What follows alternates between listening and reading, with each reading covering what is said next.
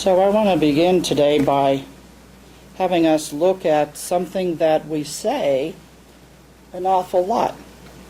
We use it in prayer. We use it as a mantra. We say it over and over to ourselves. There's only one life. That life is God's life. That life is perfect. That life is my life now. And then we say the words, God is all there is. And I am one with God's life. And I am perfect now. The difference between theory and application is the difference between the mental equivalent and understanding of these words and what it means to put them into action. When I say, God is all there is, do I feel at the center of my heart, with everything that I observed, everywhere that I go, do I recognize that God is all there is? In my experiences throughout the day, if I am one with God's life and I am perfect now, what does that mean when I take on a task in the work that I do? What does that mean when I interact with family, with friends, with people that I know or people that I don't know? How aware are we in what it is that we're practicing to allow ourselves to move from this theory, from this big, huge book that we read and understand what Ernest Holmes has written, and then how do we put it into practice and application? So it goes nowhere if we but understand it without applying it. To be able to say these things in our mind and hear them, we have to be aware and conscious as to what it is that we're hearing and understanding when we say these words. And if the doubts and the limitations are there, the work is for us to do, to clear the doubts, to clear the limitations, to clear the imperfections of what we believe that we are. Ernest Holmes says we do not have to drive and push, but we must accept and believe, thus leaving everything to the law, expecting a full and complete proof of our faith. The law is our faithful servant. Well, we have talked about the law in the last couple of weeks in talking about the basics. When we talk about the basics of science of mind, we talk about love and law. And Daniel's saying there's one power. And in that power, the power is love. And that is the natural essence of what the God creative power is all about. That is the essence of who we are. That is what we were created from. That is within us to allow us to bring that forth, to open ourselves up as a clear channel for that divine expression to be fulfilled through us. How else will the invisible force of the power and the presence of the infinite intelligence be known? But through us. You see, the power of the science of mind is very powerful. And Ernest Holmes says once we understand this and once we start to apply it, we must recognize the power in our word, the power in our thoughts. And we must be responsible to the thoughts and the words that we speak. And this thing called the law does it all. This neutral medium through which our thoughts pass and come out into the effect and the demonstration of the content of the thought. We think thoughts all day long. We have ideas. We are creative beings. We are co-creating in the mind of God. What is it that you are co-creating from the mind of God? What is it that you are allowing to pass through you? If you but realize the power that you have, that we each have, and the responsibility that we have to evolve the greater good on the planet. It doesn't take a lot of struggle. That doesn't take a lot of strife. We don't have to push and force things to happen. A channel for love, being a channel of love and for love and about love. In consciousness, when you practice being who you are, or when you be who you are, and you go out into your life experience, getting up in the morning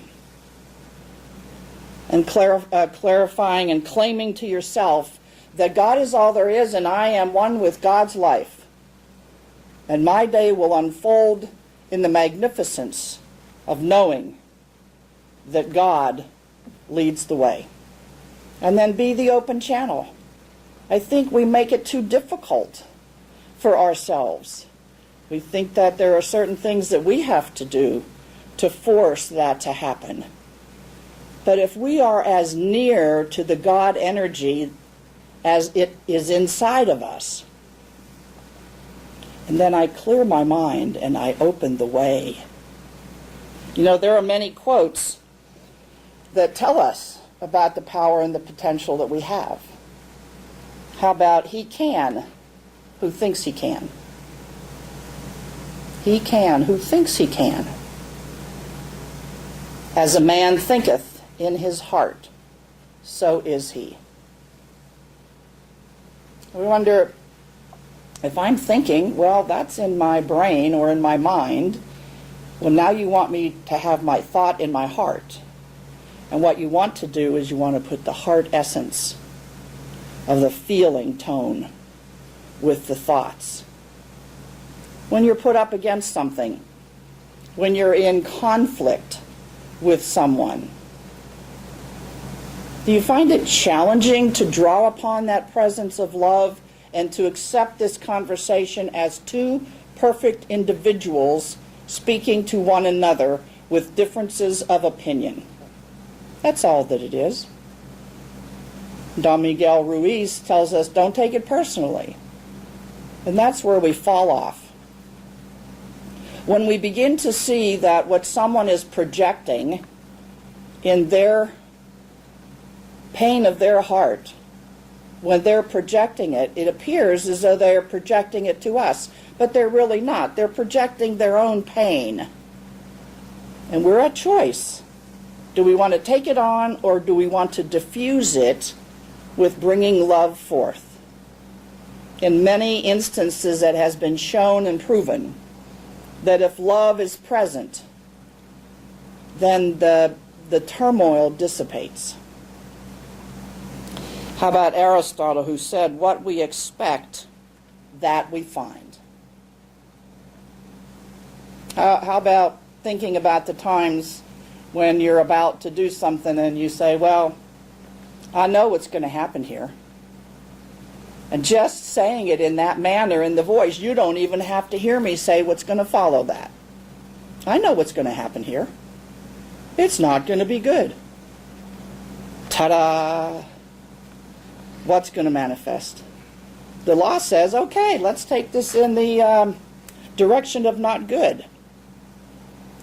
It's such a impactful process within the law, and it is so instantaneous that we have to really be conscious and aware of what it is that we're doing. And the last one, Shakespeare says, there's nothing either good or bad, but thinking makes it so. We are the one who put the essence of what something is going to be. We label it, we give it the connotation. Oh, this is a bad situation. I love to kind of utilize the Zen story where something appears to be bad and the person says, oh, this is a bad situation. And the Zen master says, maybe yes, maybe no. And as a result of that, something better happened. And the person says, oh, this is a wonderful thing that came out of that. Well, maybe yes, maybe no. And it goes on and on and on and on like that. Instead of just observing, that's the challenge I think that we also have in observing what's going on in our life. We put all this energy and emotion into conversations, into experiences, into observing life in its fullness. Look at the internet. It gives us so many things to make up stories about. And take the stories that are there and see how they've been embellished by the media. You know? So it's all around us. I'm going to tell you a story talking about being creative, and this has to do with two priests. It was an elder priest and a younger priest who had come into the church where the elder priest was. And the elder priest, speaking to the younger priest, said, you had a good idea to replace the first 4 pews with plush theater seats. It worked like a charm. The front of the church is always fills up first. And the younger priest nodded, and the older priest continued, and he said, and you told me that adding a little more beat to the music would bring young people back to the church. We were talking about this morning. So I supported you when you brought in that rock and roll gospel choir. Now our services are consistently packed to the balcony. Well, he said, thank you, Father. I am pleased that you are open to the new ideas of youth. All of these ideas have been well and good, said the elderly priest, but I'm afraid you've gone too far with the drive-through confessional. But Father, protested the young priest, my confessions and the donations have nearly doubled since I began this. He said, yes, well, replied the elder priest, I appreciate that. But that flashing neon sign that says toot and tell or go to hell cannot stay on the church roof.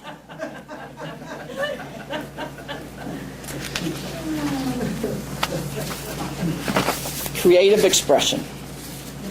Ideas. We try something. If it doesn't work the way we thought it might, we're at choice to try something new, try something different. We are creative beings, and it is our responsibility to be creative because that's the essence of who we are.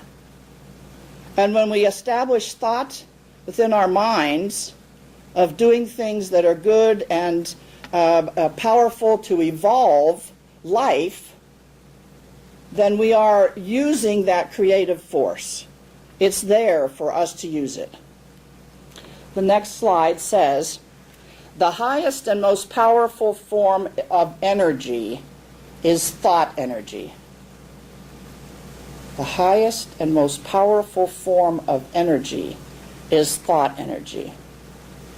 Now think about this. When you are thinking about something good and pleasurable and fun, you have a high level of energy. You feel exuberant within your physical body. The nature of being able and willing to do what you're doing is of a high elevation. Think about when you have a chore, something you don't want to do, something that you think you're not good at, something that you have doubts and fears about approaching. And you struggle and you struggle and you deplete your energy, or you feel less energized. Isn't that the truth? Isn't that what we do? So that gives us the demonstration of the power that there is in our thought process. If we could find the way to take the challenges and the problems that we appear to think that we have in our lives, the opportunities for something new and different, if we would look upon them as opportunities for expressing the greatness of who we are, we'd be so powerful. The next statement said, what we think guides our lives. I think that there's a lot of unconscious thinking going on. Because we are so capable of doing multitasking, driving a car and having thoughts and looking at something, and our mind wanders, something appears before us, and we're still driving the car, and we've got our minds placed on something that's reminding us of something else while we're looking at something. Have you ever stopped to think how we safely get to the place that we're going after having such thoughts distracting us? And all the while, what we're doing is using our creative thought process. The idea is to channel it for the greater good. He says, when we articulate what we are thinking, it magnifies the thought's power, and it draws to us people who agree with our perspective. So if we have a thought and it's rolling around and we have some kind of an idea, we talk it out with other people. And when you express it and when you bring it out, it brings up questions or comments within others to think about something else in regard to it. Or the contemplation and the creativity of collaborating with another person.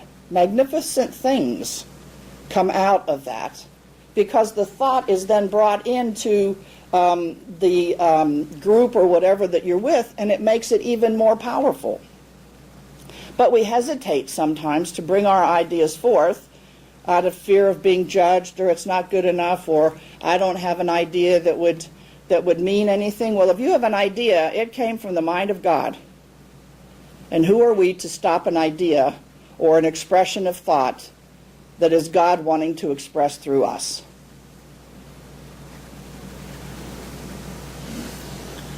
Now, insofar as how to move from the theory to the application, it takes practice. It takes awareness. It takes day-to-day contemplation of what it is that we are, who it is that we are, what it is that we have the power to do,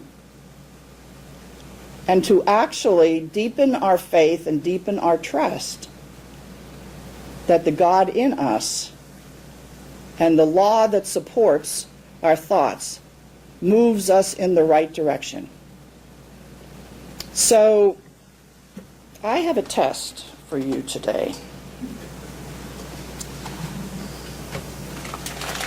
I didn't get to do this earlier, but I'm going to do it right now. I am going to give you something, and we're going to talk about how you're going to use it.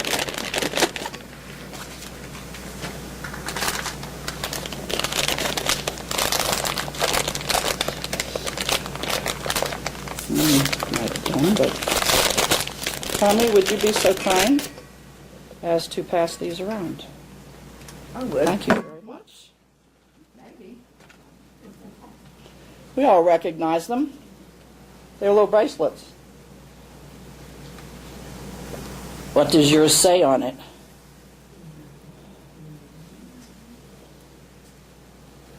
Mine says sweet. Sweet.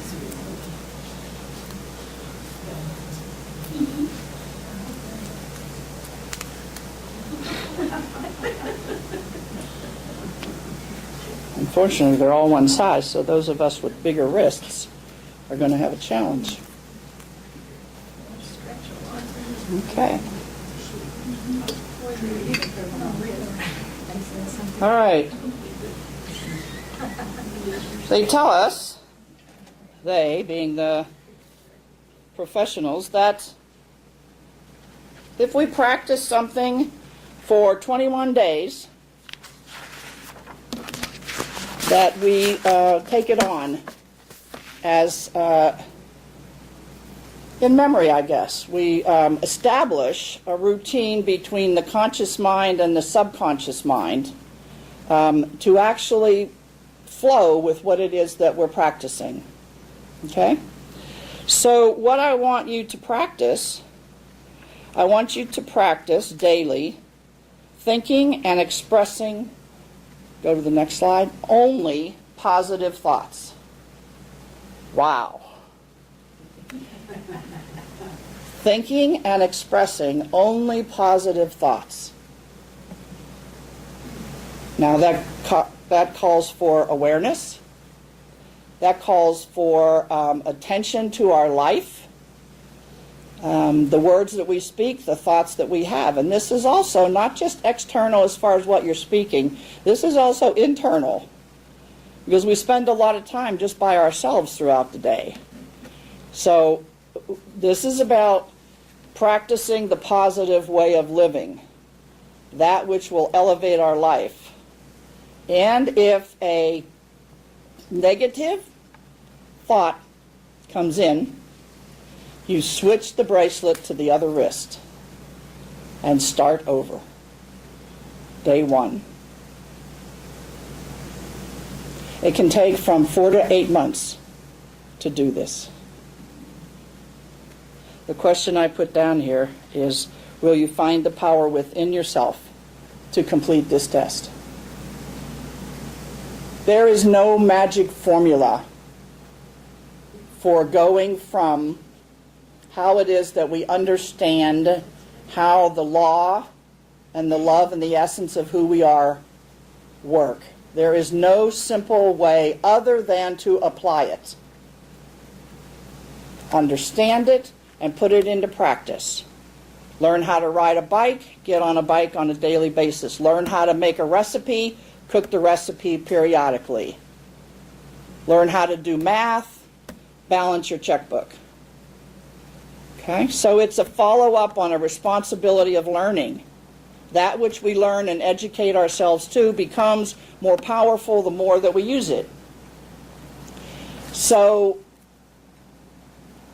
give yourself credit for being able to do this. Okay? Start out on the first day and say, I know I can. I can do this. And play with it yourself. And it's the honor system. But I want you also to keep track of what happens with you as you're practicing this. After you've done 5 days, or 2 days, and something happens and you have to switch it and start over. And a month down the road, you're still switching it back and forth. And you get frustrated and you get upset. And you put the bracelet in the drawer. And then you go about your business. But all the while, you know that bracelet's in the drawer. You know that if you practice living in a positive way, the law with your thoughts is going to manifest in your life in better ways. So let's give it a try. Now I also have something else today for you to take away. I'm just full of all kind of goodies today. Tomorrow is the beginning for the season for nonviolence. That's what happens when you sit in the front, Tommy. And that's the last time for that. And change your bracelet. That's a judgment that I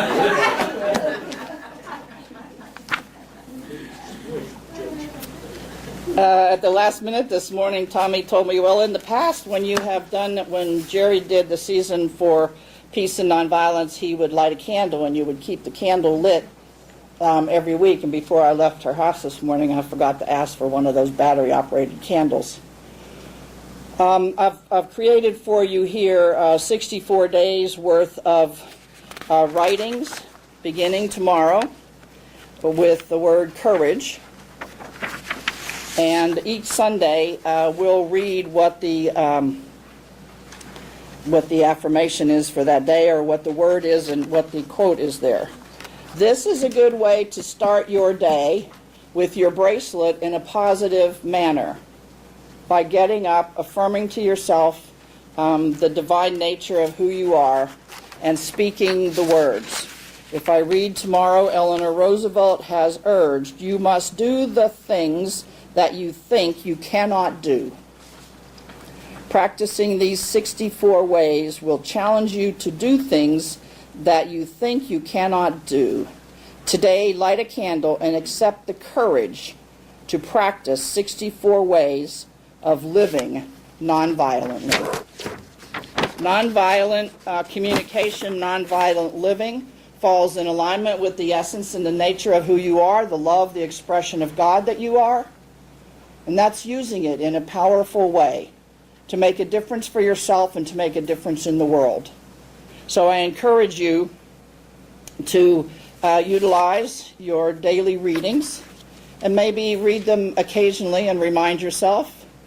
And do the same thing with your bracelet. If you're wearing it, you have a tendency to know that it's there. You know what the saying is, out of sight, out of mind. So you put it away, you forget about it. And that's what happens when we leave a class and learn the principles and the theories of the science of mind, and then we close the book and we go home. And we forget how it is that we want to apply it and put it into our life. So, with that said,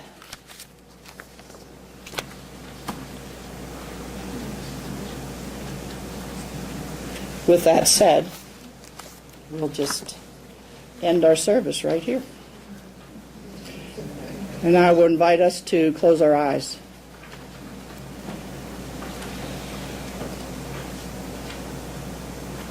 I know that within every individual in this room today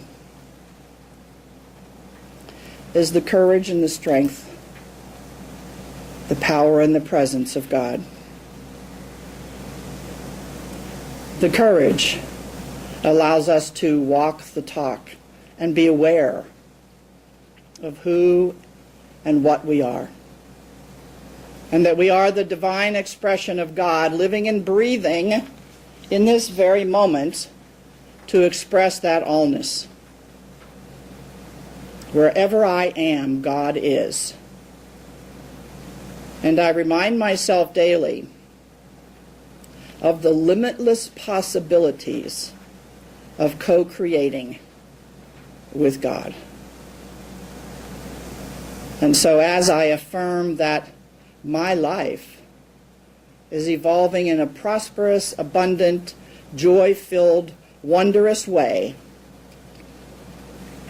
I practice that by showing up as my God self. There is inner support there to guide us and direct us, and outer support through our friends who know what it is to walk the talk and to have the courage to do so. So I affirm for everyone here that this plan, that this test, that this 21 days of living life positively is positively, absolutely magnificent. A wonderful experience for everyone here. And with that, I give thanks. I release, I let go. I know God is at work. The law supports me. All is well. And so it is.